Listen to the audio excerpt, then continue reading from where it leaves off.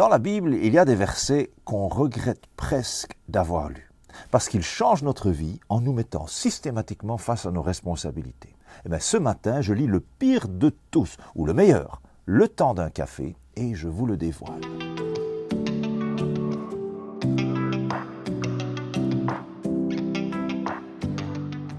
Faites pour les autres tout ce que vous voudriez qu'ils fassent pour vous.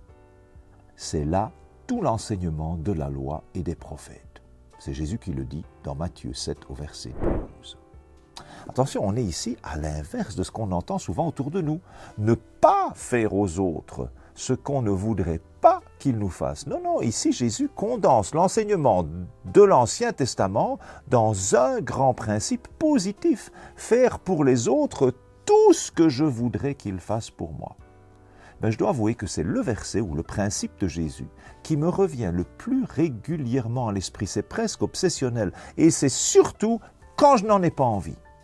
Par exemple, je fais les courses, je suis dans la file à la caisse et je me rends compte que j'ai pris un article dont je n'ai pas vraiment besoin. Je veux m'en débarrasser, mais il me faudrait perdre ma place dans la file, aller tout au bout du magasin pour le remettre en place. Franchement, je pourrais juste le laisser là, sur le côté. C'est ce que la plupart des gens font, non? Et puis les employés du magasin, ils sont payés pour ça, pour ranger les rayons. Vraiment? Alors tout à coup, il y a cette voix qui vient dans ma tête. Faites pour les autres tout ce que vous voudriez qu'ils fassent pour vous.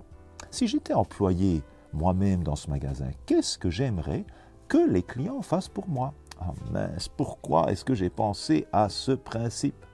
Pourquoi est-ce que je ne peux pas l'oublier juste à ce moment-là?